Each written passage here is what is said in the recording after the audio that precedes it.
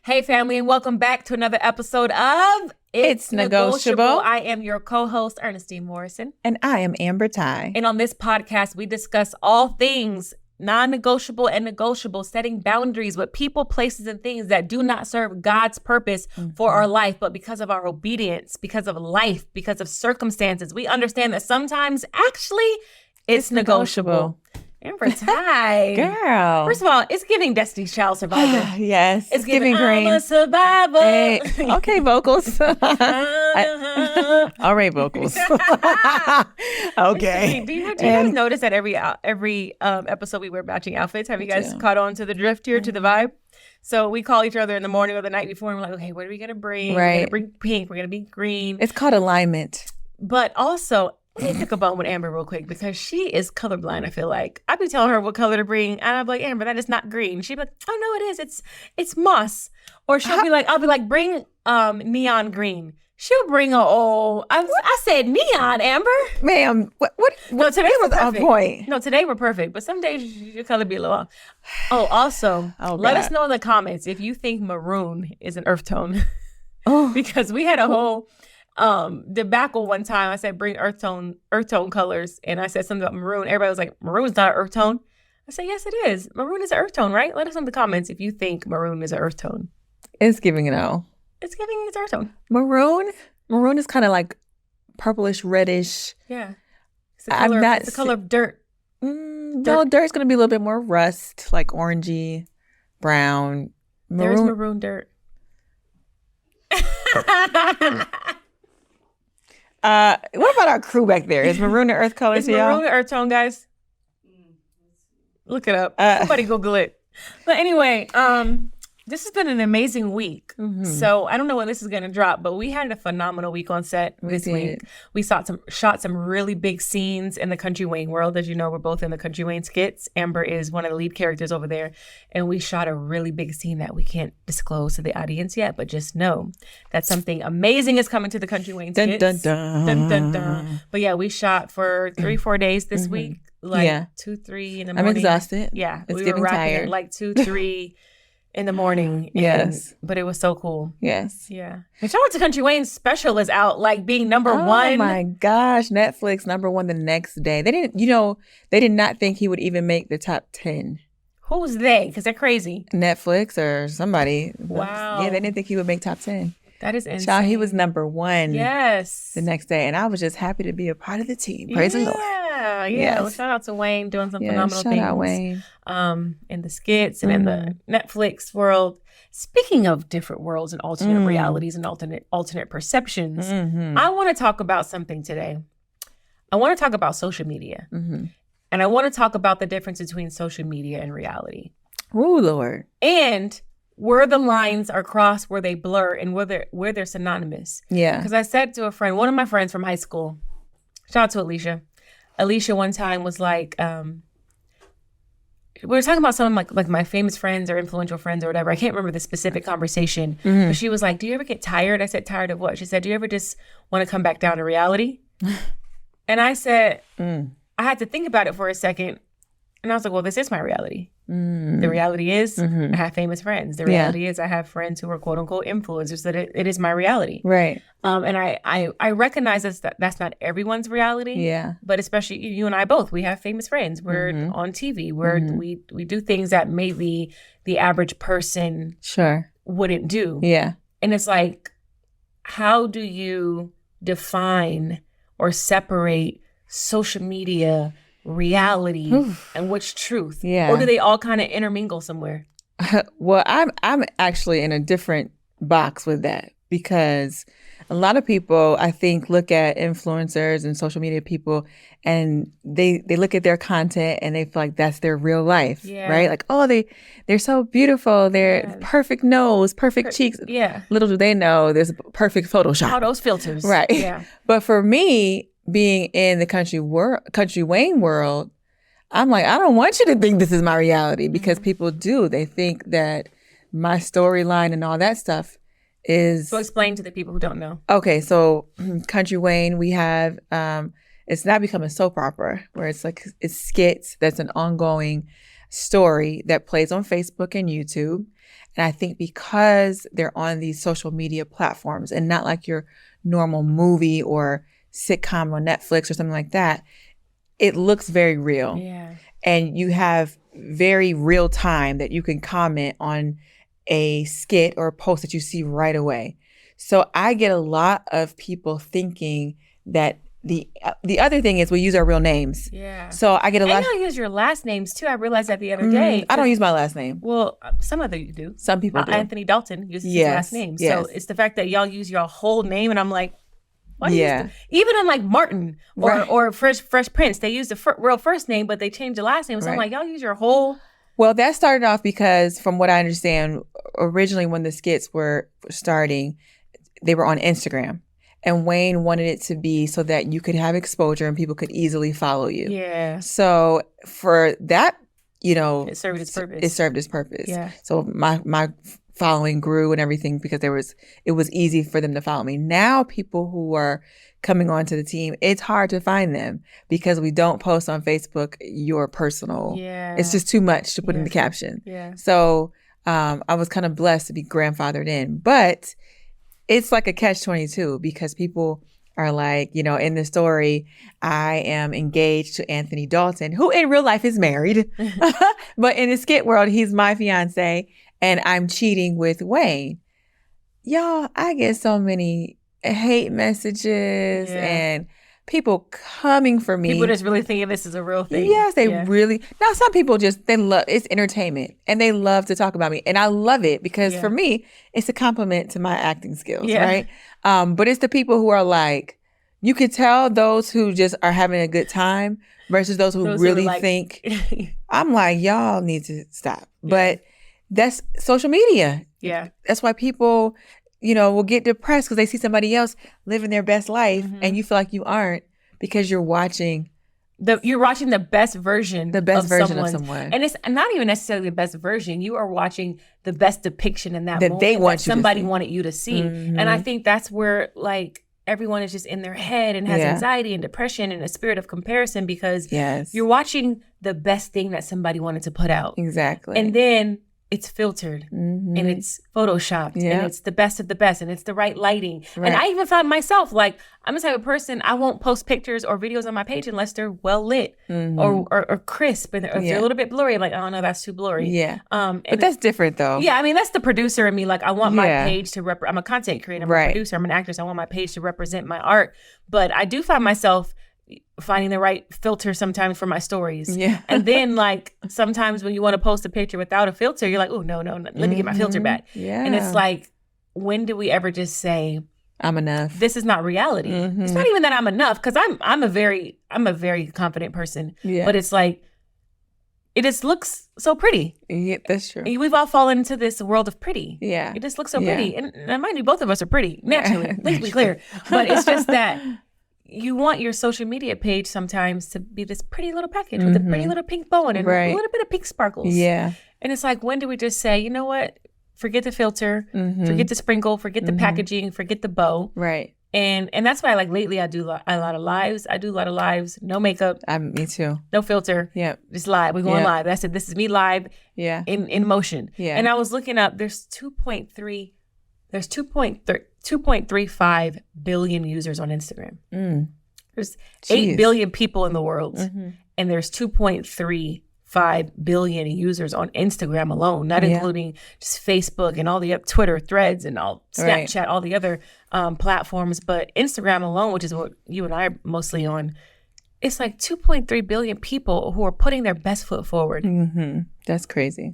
And I see why there's so much comparison. Because you may think, you may be doing really great in life, but then you flicker on and you see John, and John is doing really great. He's doing a little bit better than you. And you're like, okay, maybe I'm not doing enough. Right, exactly. Maybe I'm not making enough. Maybe my car's not enough. Maybe my pictures aren't as, their family photos look a little bit better than my family photos. And you live in this constant state of comparison and constant state of trying to chase the next best thing. Right. And I think what it really has done is stripped us gratitude, like really stripped us of a spirit of gratitude.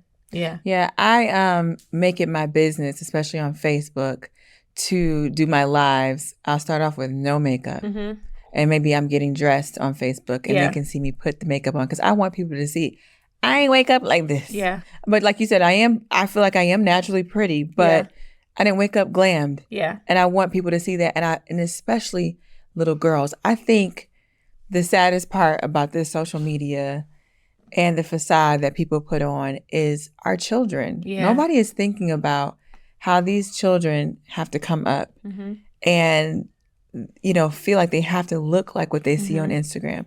That's why, do you know the suicide rate in 8 to 11-year-olds is ridiculous? That's like crazy. It is insane. If you look up, I don't know the exact numbers, but it is incredible the amount of little kids committing suicide.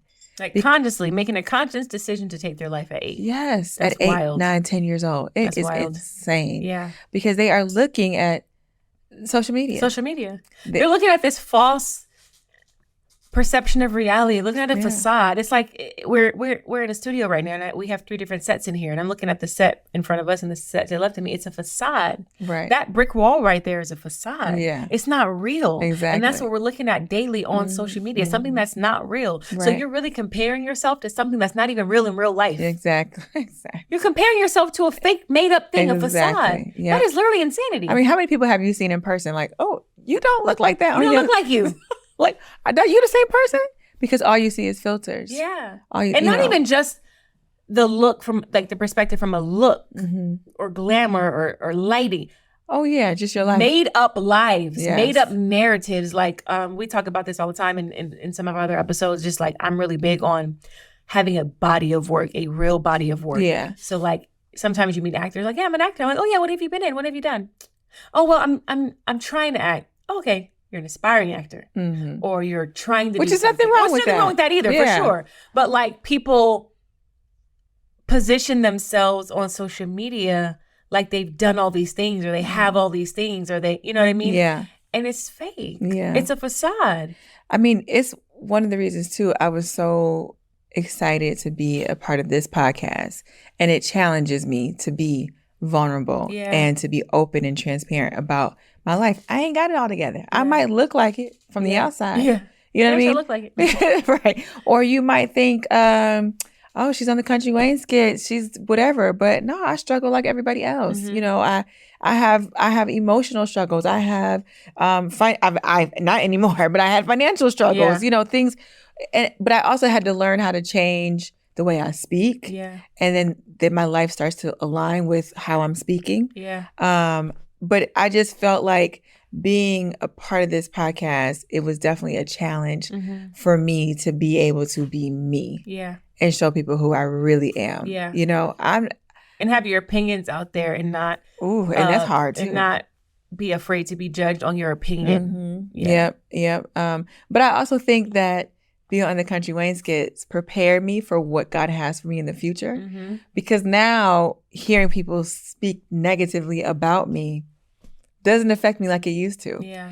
Every once in a while, y'all will get under my skin, right? And I might want to clap back, but my clap back is more about just to show the person how ignorant they're being. Yeah. Like somebody said to me, Amber, you're so busy. Where's your son? Does he know who his mother is? It's like, child, my son right here while I'm taking this video. What are you talking about? What are you talking about? But it's like people, that's on the opposite end. So first you have the people who are posting all these pictures of, look at my life. Then you have the people in the comments who are hiding behind these computers, saying whatever they want, harassing people. So, but even that, you think it's someone behind the computer who may be your age and maybe be some stature or some level of intelligence. These people behind the computer could be a 13-year-old boy in Omaha, Nebraska somewhere, just on a fake burner page. Like, this is why the comments can't even get to you, because especially when there's a fake avatar and a fake photo, it's like, we don't even know if the person behind this keyboard is a real person with a real thought process, real critical thinking skills. Like, so it's all breeding fake. Yeah, it's all fake for who's posting, fake who's commenting. You know, it's all like this fake world, and it's sad. My son, you know, I try to keep him off of social media.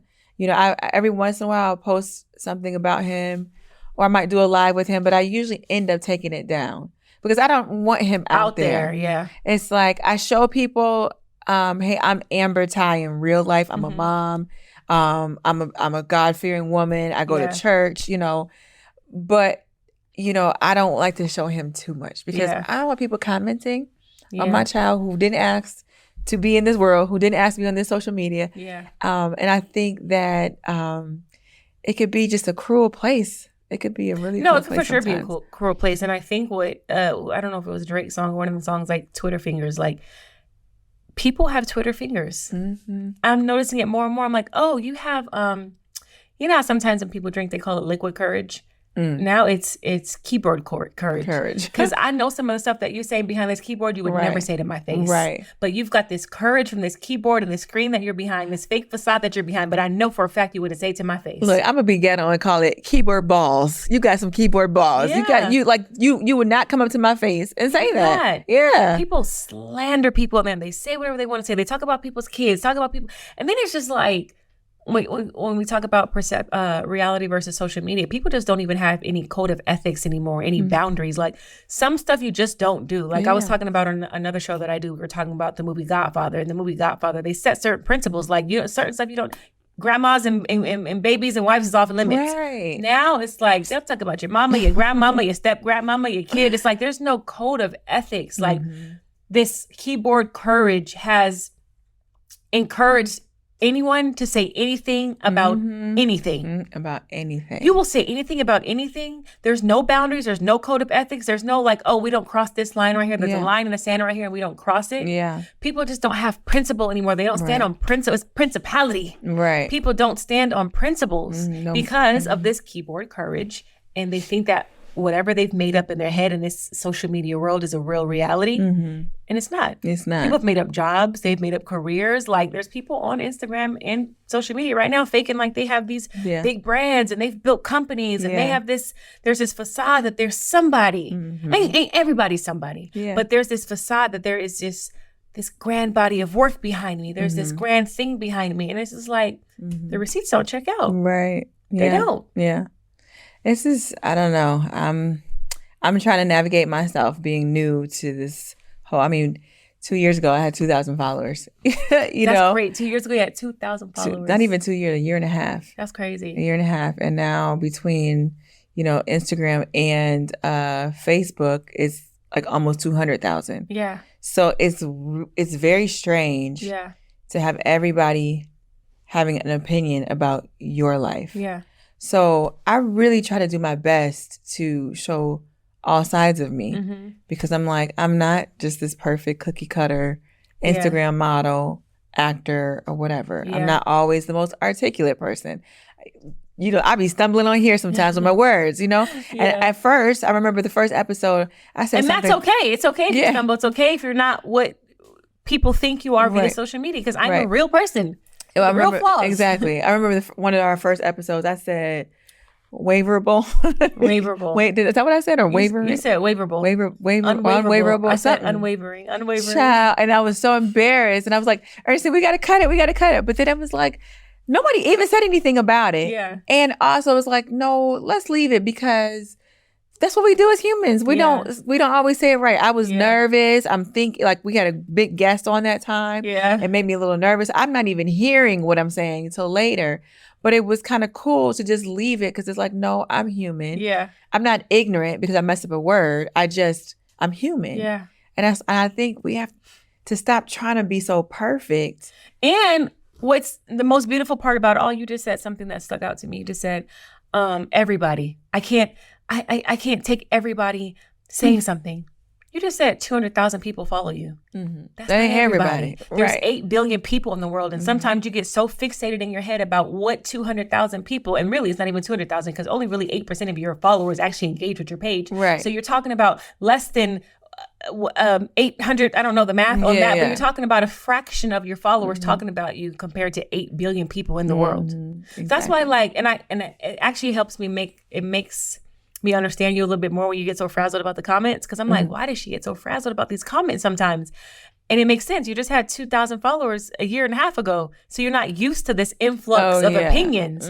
Whereas me, I'm like, the opinion's I don't even read it. I don't care anymore because it's like, There's 8 billion people in the world. If this small sector of people don't like me, cool. Let me go work on the other 7.5 billion people who are in the world. You know what I mean? Exactly. If y'all don't like me, y'all don't deal with me, cool. There's 7.9862 other billion people in the world that I can target as my audience and as my avatar. Yeah. You know what I mean? You know, the other thing that's sad about that social media too is that people are looking for validation from how many likes, how many comments. Oh, this picture didn't get that many likes. Why didn't it get that many likes? Yep. And then you find yourself like feeling less than. Or the opposite, you get a ton and you think, I'll be feeling like the man when I walked through. It's like, you know what I'm saying? It's like, yo, why is that validating you? Yeah. You should already. And sometimes it's not validation. I had a video today, it did like 1,000 views. I'm like, I'm about to take this down. My algorithm is off. I'm like, let me get my algorithm back because it's like, I said 200,000 followers and only 1,000 people like this. What is going on with the videos? It reminds me of that episode in Black Mirror. Did you watch that show? I didn't watch Black Mirror. What? I know. I started it, like I watched the first episode and I never stayed consistent. Child, you don't know what you're missing, honey. I gotta go back. You have to watch it because it is so thought-provoking. Okay. It's like there's an episode that you could buy your homes, cars based on your likes. So your likes were like, what are they? Kind of like, did you guys see Black Mirror back there? Was it like on the side of you or on their head? How do people, or just to the phone? It was on the phone. So it's like you're walking. Yeah, I did see that. And you say something mean to me and I'm like, I'm going to reduce your likes. So now you try to go buy a house and you don't have enough likes to buy the house. Wild. It's crazy. That's wild. We did a movie once. Me and DC Young Fly, B. Simone, E-Man Hudson, Nab Green, we did a movie called Digital Lives Matter. It was a play on Black Lives Matter. Digital Lives Matter, and it was about DC Young Fly's character. He woke up one day and all 1 million of his followers were deleted. Wow. He went from 1 million to 0. So he woke up one day and there was this hacker who sent him on a wild goose chase to get all his followers back. Like he had to do all these little things around town to get his followers back.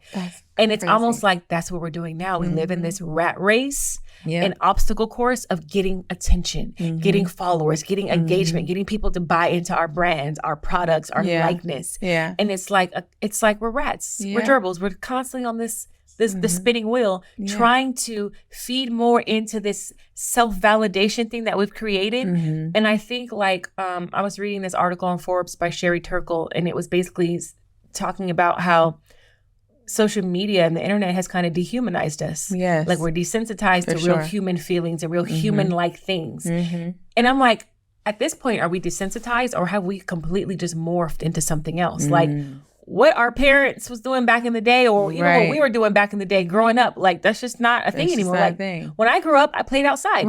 You was on your bike, your skateboard, your rollerblades. You were outside. You were playing with the neighbors. All the neighbors' kids knew each other. You were outside playing. You already knew what spot was jumping because all the bikes is outside on the lawn. Now it's like kids don't even play outside. So it's like, are they desensitized or have they morphed into something different? Something different. Yeah, it's sad. I bought my son a bike and he don't even want to ride it. Don't even want to ride the bike.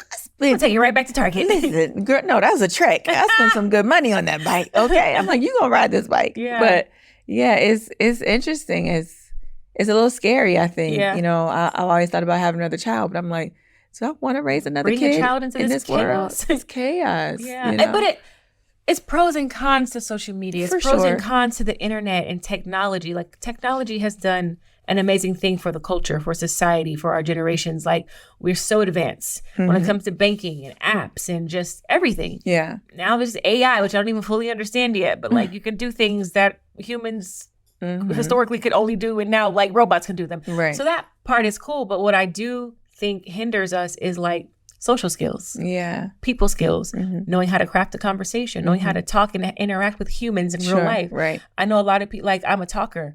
I grew up going to events and having to build relationships, like relationship building is a skill. Sure. I see now these people who are on social media, these TikTokers and these influencers, which we'll talk about that too, what that even means. But these influencers, they've got these millions of followers, hundreds of thousands of followers. They can do engagement all day online. They can go live, but they can't have a conversation in real life.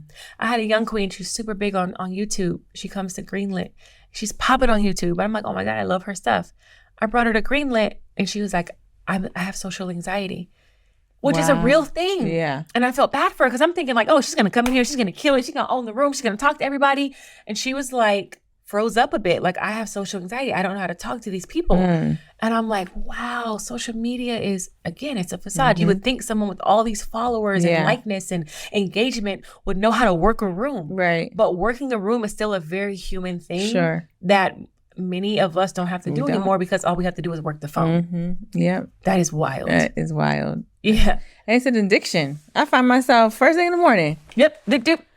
100 likes. It's okay, like, this person to like my picture. This person commented. Okay. Yes. I what I started doing was I started off doing this for my son, but it's been so helpful for me, because even I'm like, Ernestine, don't call me between 5 and 9 o'clock. She's like, don't call my phone. I'm a Kyra right now. Well, I'm a Kobe too, baby. We're gonna get this podcast wardrobe together. List tomorrow. Don't call me between 5 and 9, because I don't ever want him to feel or think when he grows up, I competed with my mom's phone growing up my whole life. Like what? Yeah. To put a piece of technology, not even a person in front of him. You know what I mean? But a metal phone in front of my child. It's like, we don't really know how that's going to affect these kids because we've never lived in this era. We're living it now. So I wonder what the world's going to look like in 20 years. It's scary.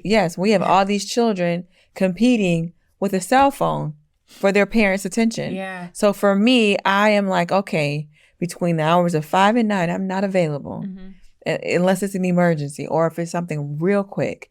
I really try to put, even if he's watching TV and I'm cooking, I want him to know that if he calls my name, my attention is to him. Yeah. And if I'm cooking for him. Yeah. So, that's good. Yeah. I just really try to, and it's helped me. It's helped me to be able to fast from my phone, not be so attached and addicted. Yeah.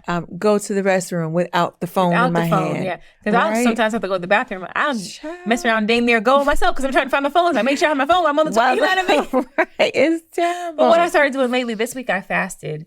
And I was like, part of my fast was I had to pray and spend time with God first before I opened that Instagram app. And I've been reading my chapters in the morning. I put in my praise and worship. Shout out to Victor Thompson. I listen to him every morning.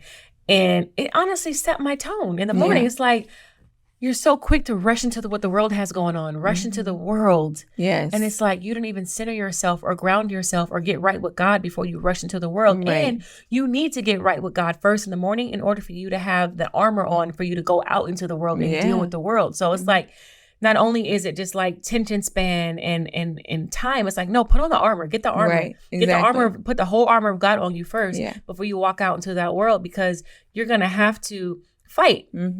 And some things are going to be negotiable and non-negotiable. And you need to make sure that you have on the whole armor of God before you go out into the world, get into these Instagram streets, get into the workforce, get into the phone calls. You need to have on that armor so you know how to maneuver for the day. So that was part of my fast this week. And it really helped me and centered me this week. And you don't know how these things are affecting you. You wake up first thing in the morning, you open your phone and you see a black man being beat by some cops. Immediately, your whole trauma. You're mad the rest of the day. You're fearful the rest of the day. You have just, like you said, you just set the tone for your day. Set the tone. Opening that phone and seeing, or maybe you see somebody who's a size 2 and you're a 16 and you feel bad about yourself. Now you're trying to put that donut down that you're eating currently. Right. But I'm saying now you're depressed and you're just like, you know what, forget it. Yeah. Versus seeing a scripture that says you're fearfully and wonderfully made. Yeah. Saying that you were chosen before the foundation of the earth. Yeah. You know, hearing God say that you're my child. Yes. I chose you. Yeah. Like, you know, things that are edifying and uplifting. Yes. You looking at social media, that's planting seeds of fear, doubt, you know, these kind of things. So it's like, you got to really, you have to protect your spirit, your peace, your space, mindset, your atmosphere, all of that. Protect your children. So I think it's really important to be careful of what you are ingesting, digesting first thing in the morning. You know, what you are putting above your kids. Like I stopped watching cable TV a long time ago. Yeah. Before all the streaming things were there. Yeah. I was like, I'm canceling this. Yeah, because like this is taking all my attention. I have a family. Yeah, exactly. I can't get nothing done watching this TV. You know, it's so funny. I remember being around a particular person in, I won't even say the city because I don't want anyone to single anyone out, but I used to have an associate, a friend, who also was a mother, and she was always on her phone, always. And I used to see her kids like Trying to get her looking attention. for her attention, yearning for her attention.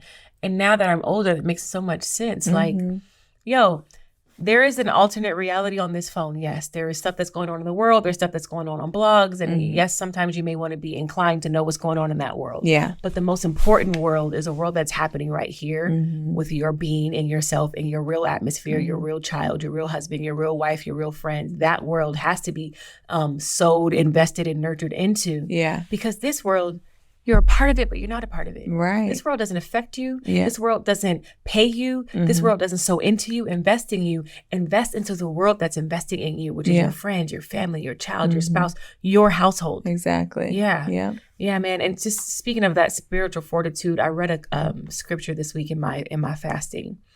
And when I talk about putting on the whole armor of God before you walk out into the world or walk out into this world, in the book of, oh God, what was the book?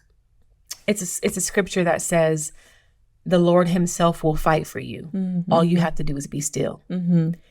And I think it was Tuesday or Wednesday morning I read that. And I'm like, yo, we always feel like we have to fight out in the world. We got to maneuver and stir the ship and control and move chess pieces around the board and make sure we're going out there and get it. And that is true in many lights. But when I read that word, the Lord himself will fight for you. All you need to do is be still. What stood out to me was himself. Yeah. It didn't say the Lord will fight for you. Because the Lord will fight for you could mean like, oh yeah, he can use his angels to fight for you. He can use people, places, and things to fight for you. But the word says he himself will fight for you. I'm like, wow, he loves us that much that he himself will fight for me. Right. He himself will have on his armor for me. Yeah. All I have to do is be still. But I can't be still if I'm so invested in all these alternate routes and alternate realities and perceptions and facades. I have to be still. And when I think of be still, I'm like, be still in my own comfort and my own rest and my own atmosphere, my own family, my own household. Be still in your atmosphere and he himself will fight for you. Right. That was so powerful for me this week. It really set the tone for the rest of my week after I read it because I'm like, yo, my God himself is going to fight for me. I don't have to fight these battles. Exactly. My God himself is coming down to fight for me. Himself. Yeah. I'm unstoppable, baby. You know, I was thinking too while you were talking. Also, I don't think that we think about the mental effects it has on us as far as, I always tell you, oh, Ernestine, I have ADHD, right? Yeah. I'm always saying that. I never struggled with that before. I never struggled with my mind jumping from one thing to another. Yeah. But it's like over the last year or two, as I find myself more on social media now that I am this person on social media. Yeah. I'm now looking more at the comments, looking at the likes, and before I didn't really care. Yeah. So right. So I'm like, dang, did I develop this ADHD like over the last couple years where it's like social media? Right. My mind is jumping from one thing and I'm going from Facebook to Instagram to whatever. I'm like, what is this doing to our mind physically? Yes. How is it altering our brains physically? We're talking about not giving attention to our children, but what about the attention to ourselves? Yeah. I was driving today and I said, girl, you have your whole head in your phone.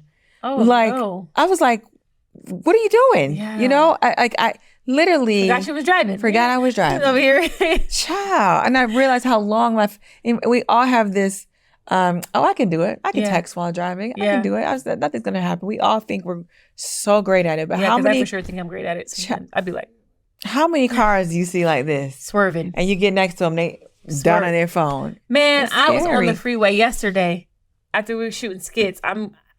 The 4 cars passed me. Every head was down on their phone. Crazy. I said, no, that's just wild. It's wild. That's just wild. But I do think you made a great point about the ADHD or the potential ADHD. Yeah, I haven't been diagnosed. Yeah, but it's attention span. I'm always teasing it. Attention span in general. I do find this like every head was down.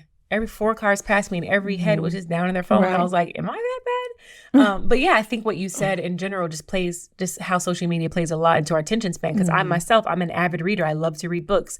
And I myself find myself sometimes I'm actually reading, like I'm physically reading, but I'm not retaining or comprehending anything. All of a sudden I'm on page 7. I'm like, well, how did I get from page 1 to page 7? I don't even know what I read. What was the first 6 pages? So I do think that putting our phones down and really just accepting that our reality, your friends, your family, your household, your spouse, that is your reality. Yes. And there is an alternate reality on social media, but not to be so ingested and invested in that reality, because you got to focus on what's on your plate. Yeah. And if I'm so busy looking at what's on your plate, I'm not focusing on what's on my own plate. You know what I mean? So this is a great conversation. We got to keep this conversation going and really just be committed to walking in truth. Exactly. And that's what I'm all about. Like, I'm committed in walking in truth. I am who I say I am. When I say what I mean what I say to the best of my ability. I'm an actress. I'm a poet. I'm a mom. I'm a wife. I'm an entrepreneur. I'm a producer. Those things come with real receipts. Those things come with a real body of work. And I try my best. I'm not to say that I'm not guilty of it, because I feel like in the beginning of social media, I definitely was guilty of it. But now I'm like, no, what you see on my page is what you get. Yeah. If I post something, that's what it was. There's no facade behind it. There's no faking it. There's no manipulating it. There's no, you know what I mean? I'm a married woman. Yeah. This is my husband. Right. This is my baby Kobe. This is our family. Like, this is my movie I just produced. This is a movie that I'm in. This is my podcast with my co-host Amber Ty. It's like, I'm just committed to walking and living in truth, even when that truth looks ugly. That's good. When it doesn't look good, when it's not pretty, when it doesn't have the sparkles on it. And that's all we can do. That's good. That's all we can do. That's all living we can our do. truth. But as we're going to keep this one going. We're going to have to do a part 2 about this social media versus reality and just how the filters, the presentation, the facade, the faking, the funking, the presentation that is out there that may not necessarily be true in real life. We're going to have a part 2 conversation. But I'm going to end this on the word of the day, because we know life and death lies in the power of the tongue. And I'm a poet, so I love words. This is something that I talk about all the time. And this is what I want you all to take. Please write this down. Write this word down. I want you to actually write this word down and put it on your mirror in your bathroom, or put it on your refrigerator. The word is standard.